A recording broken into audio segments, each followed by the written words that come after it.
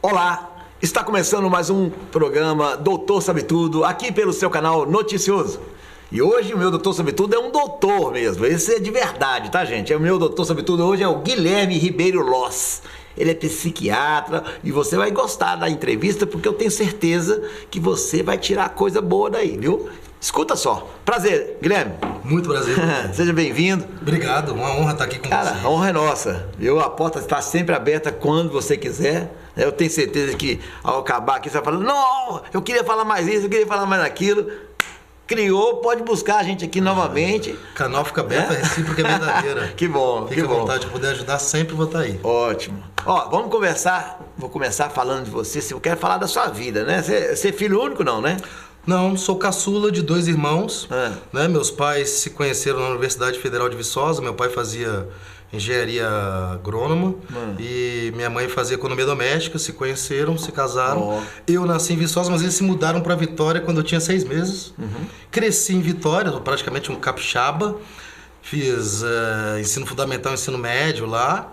E quando fui fazer vestibular, fiz vestibular para várias universidades. Fiz vestibular para a UFES, para a USP, para a UFMG. Eu era muito estudioso, né? E tinha esse sonho de ser médico. Sempre falei que ia ser médico. Sempre fui uma pessoa íntima, que gostava muito da afetividade e relacionamento pessoal.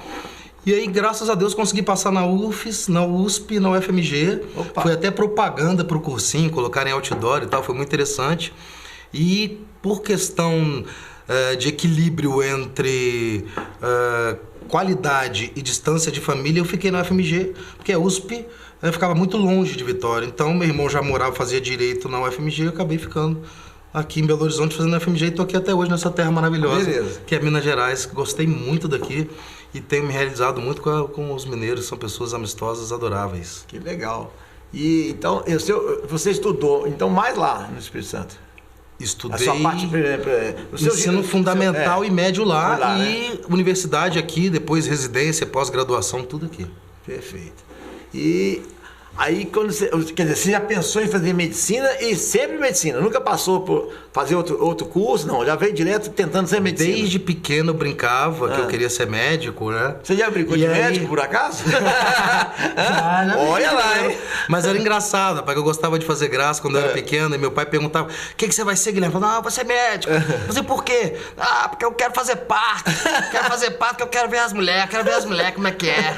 Eu ficava falando assim, e eu brincava, mas na verdade eu sempre fui uma pessoa, acho que assim, meu primeiro professor na área, acho que foi meu pai, que era uma pessoa de uma intimidade, de um suporte afetivo, que tem frases memoráveis. Toda vez que eu vivia conflitos dentro de família, ele falava, quem ama compreende. Então ele sempre me trouxe essa postura próxima. A gente sempre foi um grande amigo, né? Anteontem mesmo eu estava com ele no Dia dos Pais, lá no Espírito Santo, comendo uma moqueca deliciosa com ele. Um abração para você, pai, te amo, é o Vomar. E engraçado, desse processo de intimidade e afetividade que meu pai foi um grande professor e construiu em mim, eu fui sempre um confidente dos amigos, e durante a faculdade de medicina ali na UFMG eu fui me tornando uma pessoa próxima e aquela pessoa que dava amparo emocional, ajudando as pessoas a lidar com as dificuldades. E nesse processo acabei partindo para a psiquiatria, que é uma área que me realiza muito. Legal. Muito mesmo, porque eu acho que assim, infelizmente a medicina ela está cada vez mais caminhando para esse estilo meio industrial, linha de produção, atendimentos rápidos, sem intimidade, e a psiquiatria ainda consegue conservar esse relacionamento humano. Eu acho que um bom psiquiatra, ele é um médico amigo, ele é quase um médico pai dos seus pacientes, que dá amparo, suporte e orientação nas dificuldades, nos momentos de instabilidade.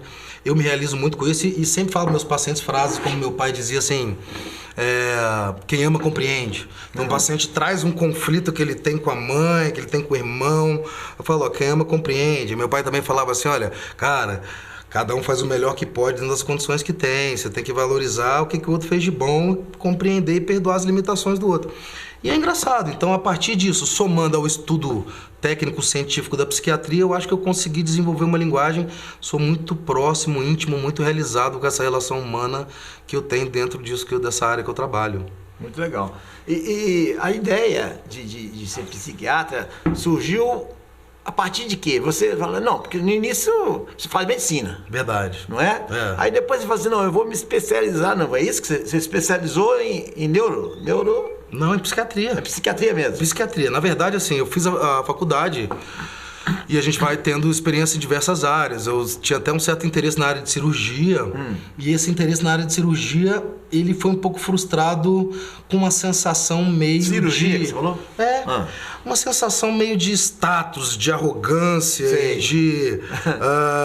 vamos dizer assim, de hierarquia, né, que existe dentro da área da cirurgia, que eu falei, gente, mas peraí, você só aqui, né, um colega maltratando o outro e muitas vezes uma postura fria, distante dos pacientes, tratando o paciente como se fosse um objeto de trabalho, e eu falei, gente, não me identifiquei. Não é isso. Aí eu pensei em fazer geriatria. Sei. E da geriatria eu acabei, assim, procurando na clínica médica e vi que por mais que você tente controlar a pressão alta, o diabetes, por mais que você tente cuidar da saúde da pessoa, aqueles pacientes, que eu fiquei 1 ano sendo médico de família, né, antes de me tornar psiquiatra, porque eu não sabia o que eu ia fazer.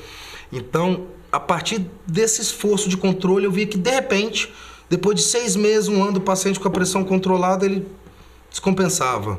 E aí eu olhava e via que a pessoa estava tensa, sofrendo, emocionalmente instável. E eu fui vendo que não adianta você querer controlar o corpo se você não controlar o quartel-general, que é a mente, que está por trás do equilíbrio do organismo como um todo, sendo o equilíbrio emocional talvez a pedra filosofal, né? O principal maestro desse processo de equilíbrio corpo e mente. Então, sempre busquei. E agora, interessante, a geriatria ainda fica como algo que eu gosto de atender, mas que de alguma forma, por esse interesse em cuidar do centro de processamento mental, emocional das pessoas, fica como algo secundário, mas que eu ainda curto muito lidar com pacientes idosos, tanto que muitas vezes eu chego a trabalhar muito na área de psicogeriatria, que é a psiquiatria do idoso, né, que é uma área muito sensível e muito necessária hoje em dia. Legal. E agora voltando um pouquinho atrás aí no seu crescimento, vamos dizer assim, né? Sua vida estudantil, você só estudou e já foi tentando logo medicina, tudo mais, vestibular, ou você teve algum outro emprego antes, trabalhou com alguma outra coisa? Sim, desde os 14, 15 anos eu ajudava, na verdade desde os 8, 9, mas de maneira mais assim, vamos dizer assim, formal, em termos de relação de trabalho real. A partir da adolescência eu ajudava minha mãe no restaurante dela. Eu pesava pratos, ela tinha um self-service e ajudava a cuidar também da parte administrativa, da papelada. E isso foi uma experiência interessante que eu tive contato, acho que me ajudou a superar um pouco a timidez.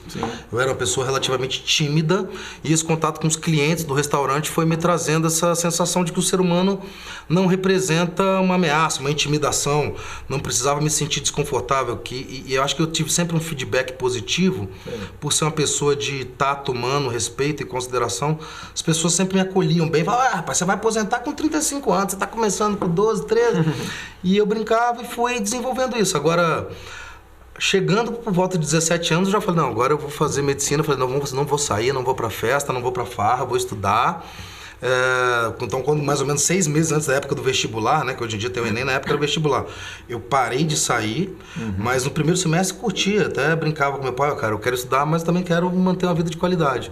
E aí eu fui fazer medicina. Agora, interessante que eu tive uma experiência de trabalho nos Estados Unidos, no final do primeiro ano de medicina, que eu fiz uma coisa que chama-se Work Experience. Já ouviu falar?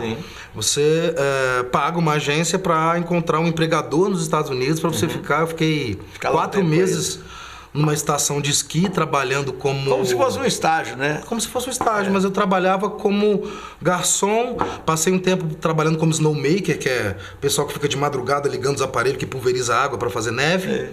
E foi uma experiência muito interessante.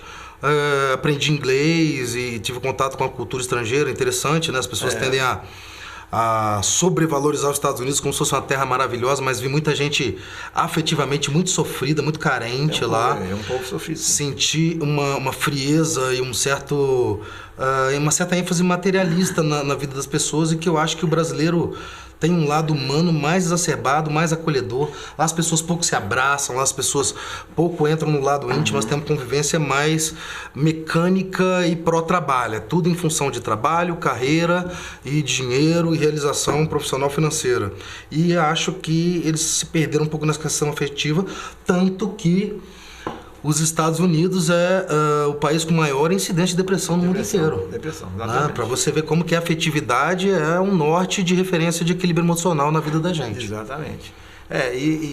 Uma coisa, voltando aqui ao que você falou em relação a médico, eu também tive uma experiência dentro do hospital militar. Eu tive um colega, era bucomaxilo, né? E eu fui trabalhar com ele lá. Ele na área de bucomaxilo, a gente fazendo a cirurgia.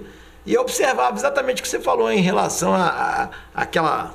Sabe, aquela coisa do cara se achar, né? Isso. Se acha, né? Pose, o cirurgião, né? aquele cara. Quer dizer, e eu lembro que as meninas que trabalhavam comigo falavam assim, não, doutor, eu gosto de trabalhar com você. Eu falei, mas o que foi? Você chega, você brinca com a gente, você conversa com a gente, não sei o quê. Eu falei, não, mas é normal, tal. Aí eu trabalhava junto com o major, com o capitão, os caras lá dentro.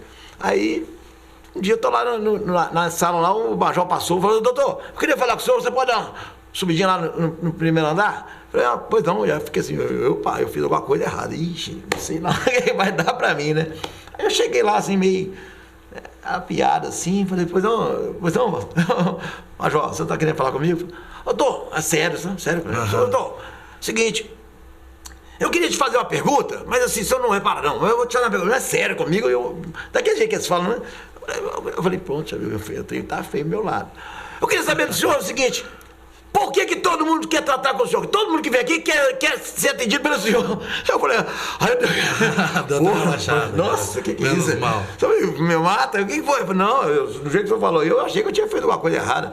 Eu falei, não sei, por quê? Não, eu quero saber, porque não tô entendendo. É todo mundo que vem aqui, não, doutor William, tá? E eu tô te chamando aqui pra saber o seguinte, que dia que o senhor tem um horário pra mim lá? Aí eu falei, eu fiquei à vontade, né? E isso é importante, porque a pessoa, ela tem que ser o que ela é, poxa. Não é porque o cara tem um título que ele mudou, né? E a partir do momento que ela desenvolve essa postura defensiva de classe, de título, de status, ela perde a naturalidade, ela perde a capacidade cativa, de carisma. Ela começa a se tornar autofiscalizadora e tensa no que ela faz. E a espontaneidade deixa ela fluir e conectar afetivamente. E eu acho que a conexão afetiva é um papel fundamental de toda pessoa que trabalha na área da saúde, porque quando você se conecta afetivamente à pessoa e a pessoa sente que você está ali pelo bem dela, em prol de cuidar e ajudar, já otimiza, melhora, aumenta a resposta ao tratamento em 50%. Com certeza. Não é verdade? Com certeza. Esse vínculo, essa sensação de confiança e elo. É por isso que eu acho que assim, desde os tempos dos primórdios aí da civilização já existiam os pajés, as pessoas, né, que cuidavam, os gurus que cuidavam dos índios na tribo, das pessoas, e eles conseguiam ter respostas favoráveis, porque eles equilibravam a mente das pessoas com essa sensação de vínculo. Até hoje você tem pessoas, principalmente no Oriente, né, que cuidam da saúde dos outros através do abraço, do amparo. Daí a importância da conexão afetiva como algo que equilibra o cérebro e equilibra o corpo por conseguinte, né? Uma consequência do equilíbrio mental é um organismo funcionando de maneira equilibrada e saudável. É uma prova disso, inclusive, a gente vê aí várias pessoas com problemas sérios, por exemplo, de cânceres, por exemplo. O cara, ele domina a mente, ele fala, essa doença não vai me vencer. Verdade. Entendeu? Eu tô com um colega assim, tomara que ele consiga assistir a gente, porque ele é daqueles caras assim, fica dentro de casa. Eu vou mandar pra ele. Manda pra ele. E é o Rogério. O Rogério tem um câncer. Ele tem um câncer de pulmão. O cara nunca fumou, mas pegou um câncer de pulmão. Eu acredito muito que seja no ambiente que ele trabalhava antes. E depois teve uma metástase que foi pro cérebro, sabe? Mas o Rogério, ele tem uma força, ele é um cara que, sabe, a gente conversa com ele, eu falei, Rogério, vai firme, é isso, acredita, você não abaixa a cabeça, porque se você falar, a doença vem, monta, e isso tudo é o quê? É aqui, é aqui, é a certeza que você vai conseguir superar, né? Isso é muito importante, inclusive isso, querendo ou não, tem muito a ver também com o nosso dizer ali, acredite em você e chegará um dia em que os outros não terão outra alternativa, outra escolha, senão acreditar em você. Agora, no caso da doença, o cara tem que acreditar nele mesmo, falando, olha, eu sou eu, essa doença não vai me vencer. É assim. Acho que acima de tudo uma mensagem de fé. Não é? Exatamente. Tenha fé em você, e se você tiver fé em si e por conseguinte nas pessoas que estão em volta, na vida, e você equilibra a mente. Eu acho que a fé é você estar preservando a mente do exercício estressor que desgasta, que consome, que desequilibra o organismo e prejudica a saúde. Então, se você tem fé em si, você está primeiramente se preservando.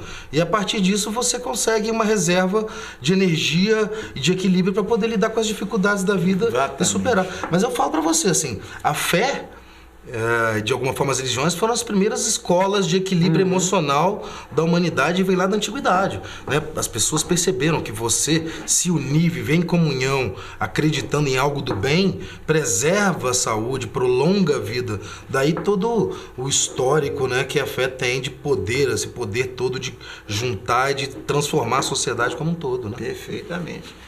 Nossa, Guilherme, aqui, gente, eu tenho certeza que você deve estar aí, poxa vida, que gostoso escutar esse cara falar, e é gostoso escutar falar. E principalmente por quê? Porque antigamente a gente via em vários médicos, não estou falando psiquiatra, psicólogo, não é qualquer tipo de médico. O cara, como a gente já falou aqui, ele se achava, ele não conseguia enxergar que tudo que acontece depende de uma pessoa, depende de uma pessoa.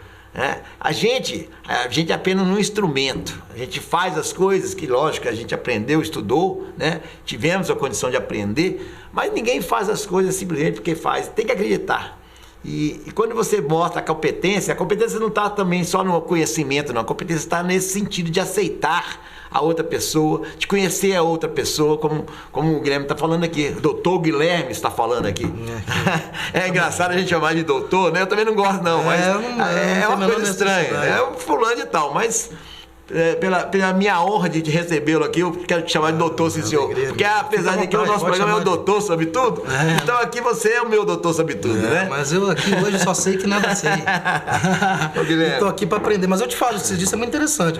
Todo paciente, apesar de parecer que a gente está ali para tratar, cuidar, ensinar, todo paciente que eu tenho contato, de alguma forma me ensina alguma coisa. E você ter a humildade de estar ali para aprender com a experiência do outro. É por isso que eu gosto tanto que eu faço. É como se eu tivesse até hoje vivido 2000 vidas, né? Porque eu vivo as experiências dos meus pacientes, aprendo junto com eles, aprendo a partir deles, cresço e melhoro junto e tenho a satisfação de ver a melhora deles dentro desse processo de conexão que a gente tem no tratamento, que é algo tão íntimo e tão realizador quando você se importa com o que você faz, quando você gosta do que você faz. Verdade, verdade. Doutor Guilherme, é o seguinte, se você trabalha por conta própria, ou trabalha em algum hospital, como é que seria isso? Olha, eu comecei trabalhando com saúde pública, eu era psiquiatra no CAPS de Sabará, mas algumas coisas me frustraram. Eu senti que, assim, primeiro, a estrutura precária, segundo, principalmente colegas, triste dizer, mas colegas psiquiatras que atendiam de uma maneira extremamente... Rapaz, tinha um médico lá que ele pegava a mesa dele de atendimento, ele colocava na porta para impedir o paciente de entrar na sala, aí ele sentava na cadeira e ele chamava fulano, aí a pessoa ficava em pé na porta, ele falava, você tá bem, tá dormindo, fazia receita, 2, 3 minutos, próximo...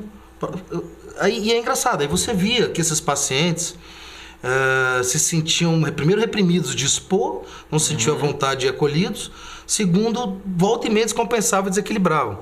E isso gerava uma sobrecarga de trabalho, porque quando o paciente descompensava e era eu que estava lá no dia, eles vinham até mim e eu ficava chocado com aquilo.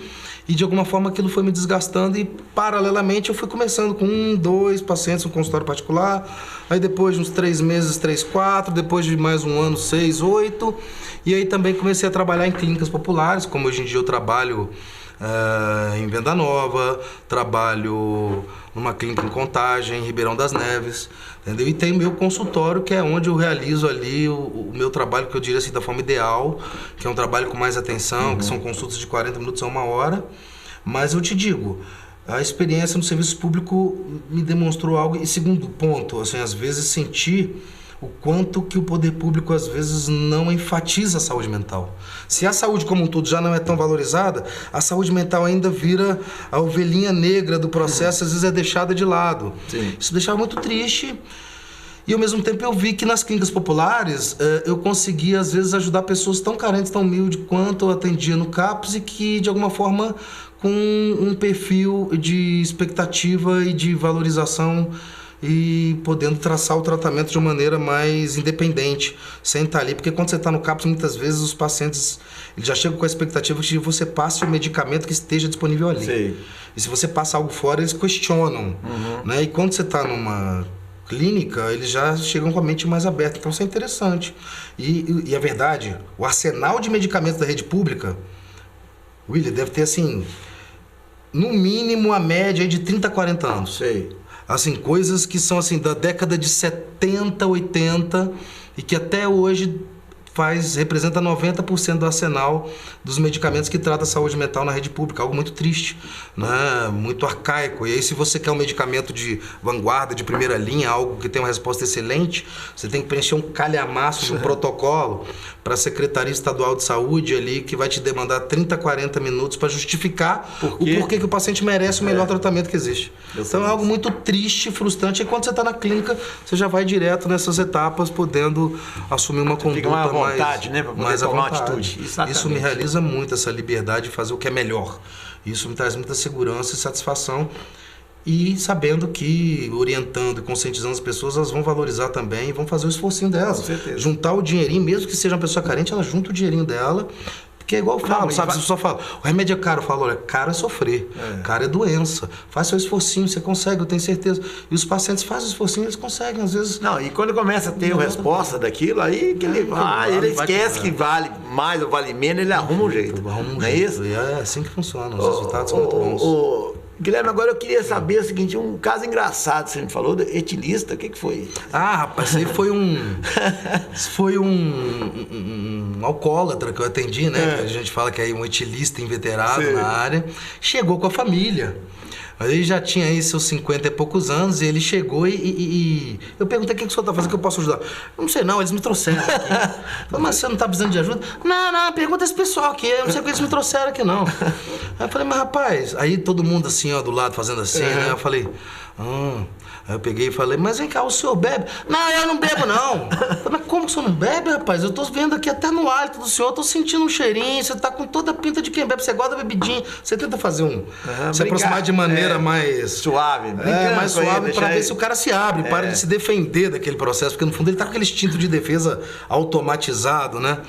E aí, nesse processo, rapaz, ele pegou e falou assim, ficou nervoso. Eu tô falando pra você que eu não bebo, rapaz. Você quer saber de uma coisa? Você vai lá na minha rua lá e pergunta pra quem você quiser. Pergunta se o Talagada bebe. Aí eu falei, o quê?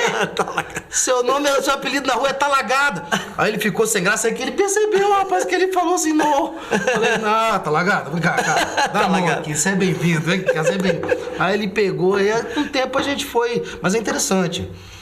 A tensão crônica, ela vai deixando a pessoa tão defensiva que ela para de pensar, ela vai agindo de forma instintiva e perdendo o discernimento do quanto que esse agir em defesa é construtivo ou desconstrutivo para ela. E aí você vê que a partir disso fica até um quadro meio deliroide de ela acreditar que realmente ela mente tanto. Igual o povo fala, se você mentir 1000 vezes, vira uma verdade dentro da sua mente. E ele acreditava que não bebia. Mas aí a gente com tratamento foi ajudando e ele se recuperou. Agora na minha área tem muitos casos interessantes. Tem um remédio, não sei se você conhece, que chama venlafaxina. Né? E aí eu atendi uma vez, rapaz, uma dona de casa, super tensa. Eu tô muito brava, tô explosiva. Aí eu falei, nossa, a mulher tá com transtorno de ansiedade, tal, tá com sintomas depressivos, eu vou passar um remédio que regula a ansiedade, que chama venlafaxina. E ele escreve assim, venlafaxina. Nossa. Aí eu escrevi pra ela, entreguei. Ela pegou, ela é o quê? Faxina eu já faço todo dia. Você não precisa me dar isso aqui, não. Eu falei, não, meu cara, é o nome do remédio, é venlafaxina, meu bem, tô aqui pra te ajudar, relaxa, tamo junto. Mas assim, são muitas situações curiosas e o importante, eu acho que assim, é você entender que o estado emocional, às vezes, eu te falo assim, 99,9% das vezes não é pessoal. A forma como as pessoas te tratam não é a forma como você merece, mas é a forma como elas podem, dentro da circunstância emocional que elas estão vivendo e dentro da linguagem afetiva que elas construíram dentro da história da família delas. E quando você tem essa área que eu trabalho e aprende isso, você para de absorver as reações como algo que te fere, como algo que te machuca, e você começa a compreender e sublimar as coisas de uma maneira muito mais fácil. Então o cara te fechou no trânsito, né? Em vez de você, nossa, eu quero ir lá, eu vou fechar, eu vou descontar, eu vou xingar, você vai fazer, não, esse cara não deve estar bem, não foi pessoal, ele nem me conhece, deixa ele ir embora com a nuvem negra dele ali, eu vou aumentar meu volume do som e vou seguir dirigindo na paz, na tranquilidade para preservar, porque eu não quero me contaminar com aquilo que vai me estressar, aumentar meu risco de infarto, aumentar meu risco de derrame, eu quero viver mais. Então, essa ideia de você não absorver as reações emocionais como algo pessoal direto é muito preservadora para o ser humano. E eu acho que isso é uma das coisas que eu tento ensinar no meu trabalho. E essas situações que eu passo, elas trazem muito disso, né? Essas reações extremas dos pacientes de defesa, de assustar. Hoje mesmo eu passei um remédio, o cara que chama olanzapina, aí tem uma marca lá que chama Zap, né? Aí o cara pegou e levou assim, uai, eu vou entrar no Zap, então eu vou ficar o tempo inteiro online? Eu falei, não, rapaz, esse remédio vai te ajudar. Então é interessante, é uma área que... E quando o paciente vê que você tá ali pro bem dele, parece que o cara se sente abraçado por uma mãe, rapaz. Ele relaxa, se entrega, desabafa e conta as intimidades, e você vai acumulando não só pacientes, experiências, mas quase amigos, né? Quase pessoas de vínculo afetivo. Vai agregando uma grande tribo do bem e da saúde, do equilíbrio emocional. Muito bom. Então agora vamos fazer o seguinte, vamos dar os contatos seus, porque eu tenho certeza que tá todo mundo aqui. Pô, o cara fala, mas não fala onde que eu encontro ele. Vai falar agora. Você tem o Instagram. Tem o meu Instagram. O Instagram é o @Guilherme Loss, psiquiatra. Né? Tem lá as mensagenzinhas. Vocês também podem me encontrar na Rádio Itatiaia. Geralmente às segundas ou às quintas-feiras. Toda semana eu tô lá junto com o Robson Laureano, Cássia Cristina. Toda segunda. Segunda aí? Segunda e quinta, mas às vezes quando eles têm outros convidados eu cedo, porque eu falo, olha, prioridade é de vocês, mas quase sempre segunda e algumas quintas-feiras atualmente eu tô lá. Por volta de 2 horas da tarde é o programa tarde.com. Eu começo a falar umas 2h30, que é um programa de variedades. Vocês me encontram também no Facebook, que é o Dr. Guilherme Loss. E o contato... Aquele doutor é doutor ponto? Doutor ponto. Isso mesmo, né? Doutor é como tá no ali. Isso, como tá aí. Ponto Guilherme Loss. E pode me encontrar também no consultório, que é...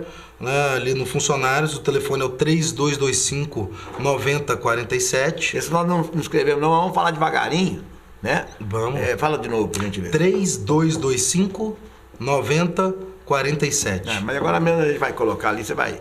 Tranquilo. O pessoal vai ver. Agora, eu queria saber só dos seus projetos, seus sonhos. Escrever um livro, eu tenho certeza. Sim, tenho vontade de escrever um livro, porque eu acho que essa área da psiquiatria ela é muito mistificada e deixa as pessoas um pouco assustadas e temerosas do que é a psiquiatria, de como ela funciona. Então acho que você traduzir essa linguagem, que para mim psiquiatria nada mais é do que uma neurofisioterapia. Né? As doenças mentais são processos de exercício por muito tempo de interpretações e pensamentos, que da mesma forma que a gente dirige um carro e consegue conversar com alguém, ou seja, a gente automatiza a capacidade de dirigir, ou então quando você olha para o letreiro e automaticamente você lê, se você exercitar pensamentos tristes, você vai automatizar a tristeza, aí você tem uma depressão. Se você exercitar pensamentos de tensão, de preocupação, você vai automatizar a ansiedade, você vai ter um transtorno de ansiedade. E a psiquiatria é uma neurofisioterapia, que é você pegar circuitos que estão hiperativados por exercício crônico e facilitar, tornar acessível, tornar viável o enfraquecimento desse circuito que está invadindo e influenciando negativamente o cérebro. Então, eu escrever um livro nesse sentido, para mim, me traria muita satisfação para fazer as pessoas entenderem, porque eu acho que, assim, é interessante. Você pode ter, por exemplo, vamos dizer assim, uma mãe pobre, sem nenhuma educação formal, intelectual. Se ela for uma boa mãe carinhosa, ela forma um juiz, um médico, ela forma um delegado, um promotor, uma pessoa de sucesso. Mas se você tiver uma mãe super bem sucedida, emocionalmente instável, opressora, intolerante, ela castra e incapacita o futuro de um filho. Então, esse é o poder do equilíbrio emocional, de você potencializar e tornar que as pessoas rendam o melhor que elas podem, né? Que desfrutem o melhor de si.